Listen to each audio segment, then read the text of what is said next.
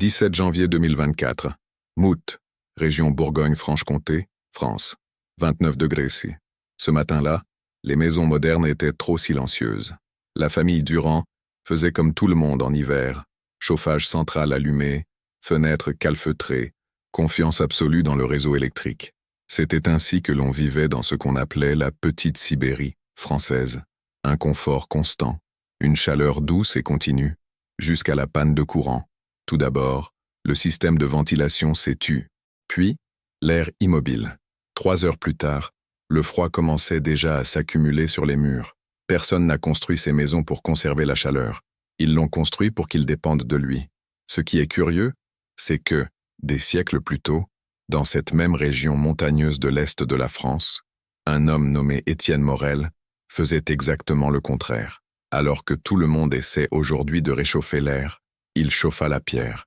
Et lorsque l'hiver a mis ces deux idées à l'épreuve, un seul d'entre eux restait habitable.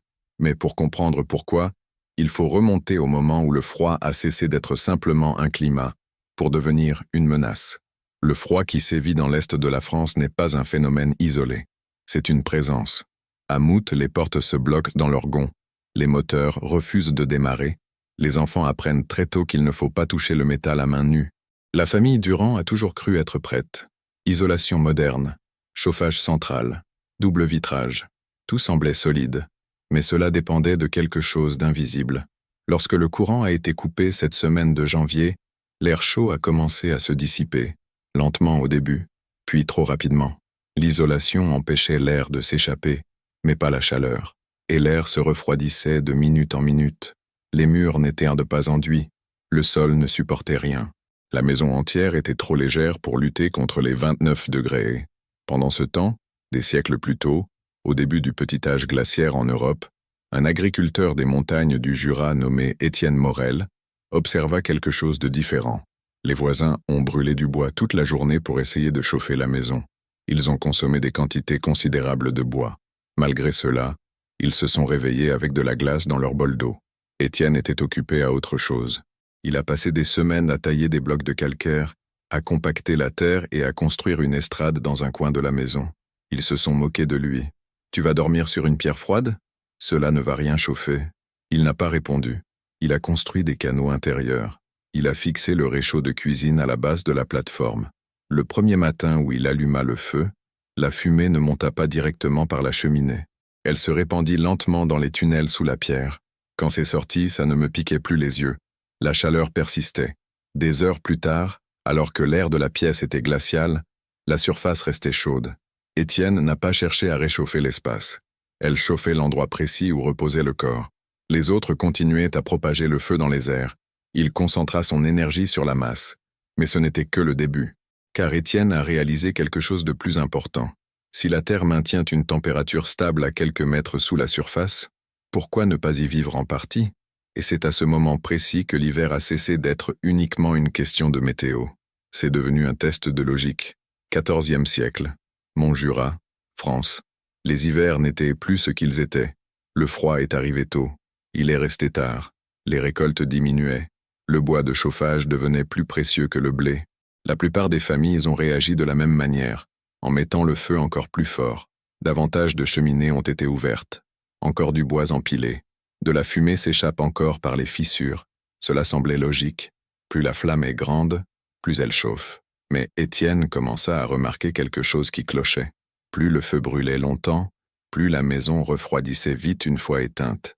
C'était comme remplir un sac qui fuit. Il observa en silence. Il n'était pas l'homme le plus fort du village. Il n'était pas le plus respecté. Il était connu pour travailler trop lentement. Il réfléchit trop, ont-ils dit. Cet hiver-là, pendant que les autres stockaient du bois de chauffage, Étienne commença à creuser. Ne pas agrandir la maison, mais pour la couler.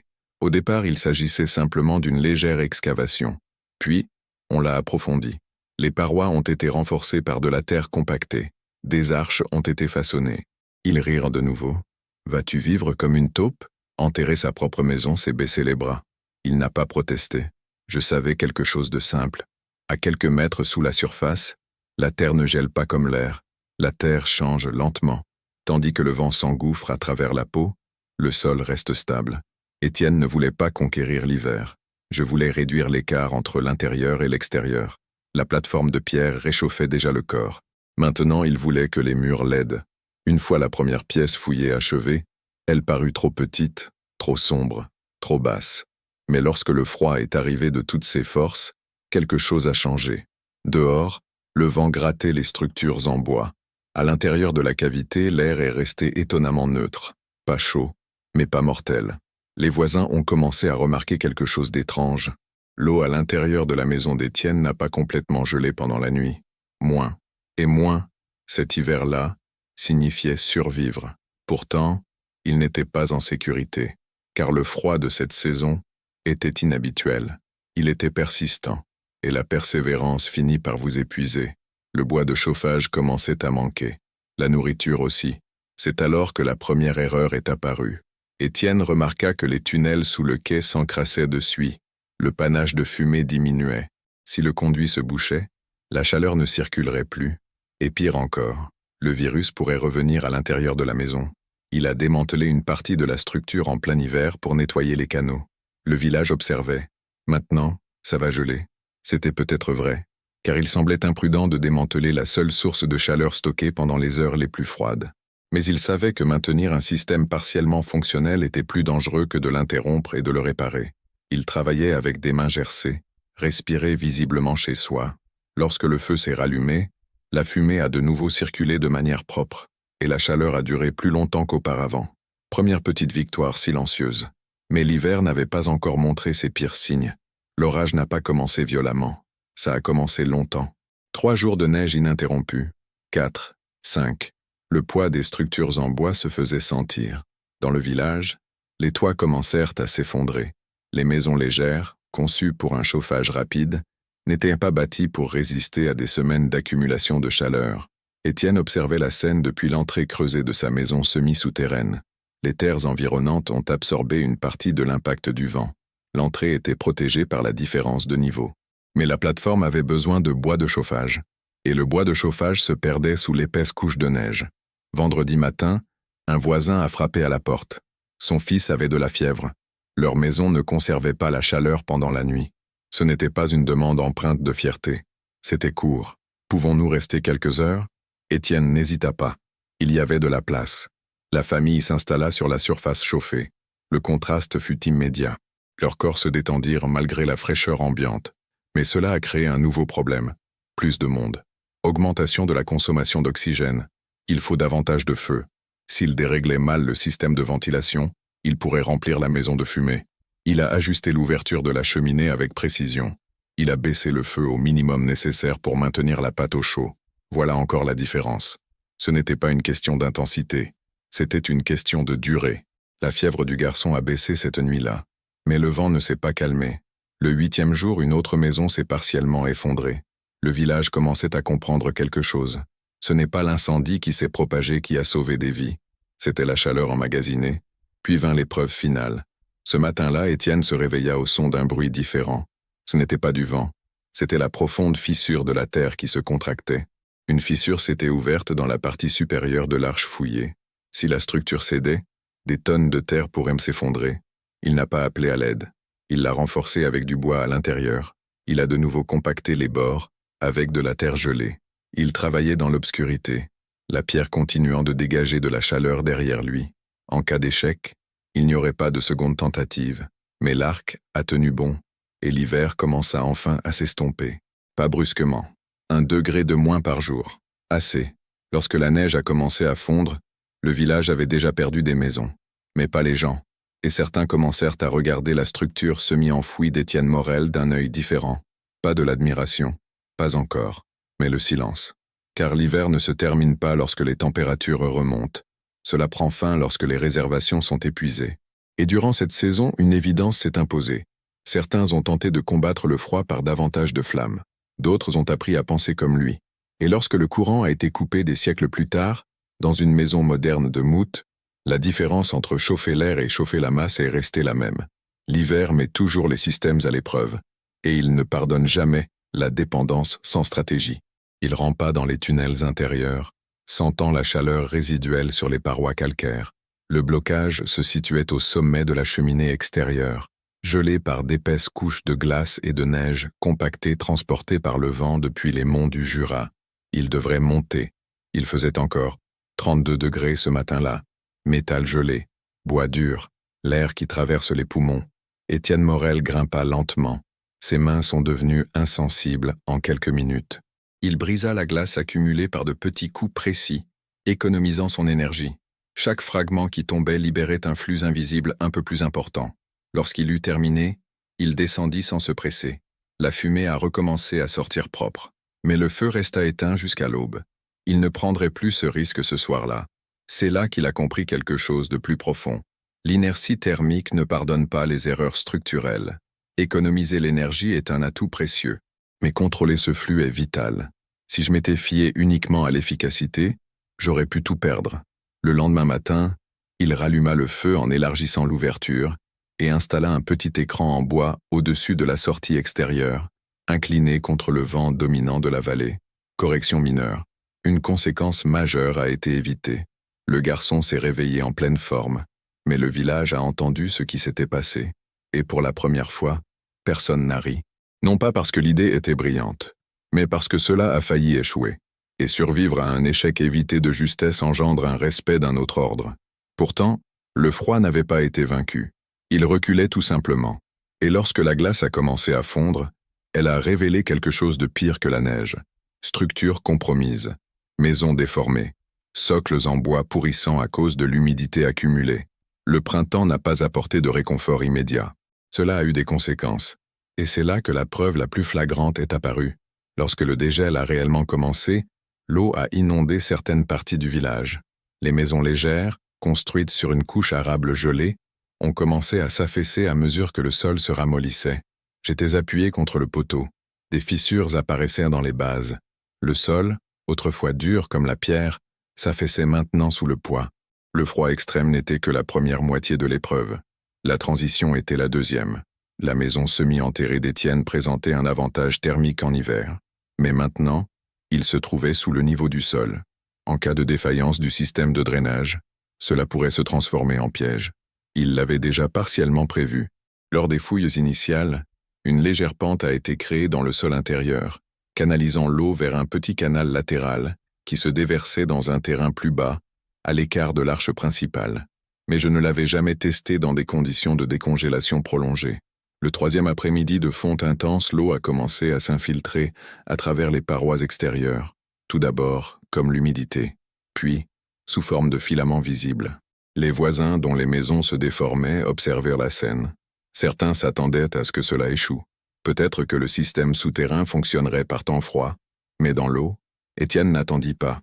Il creusa des tranchées supplémentaires autour de l'entrée. Il dévia le courant à l'aide de pelles et de planches.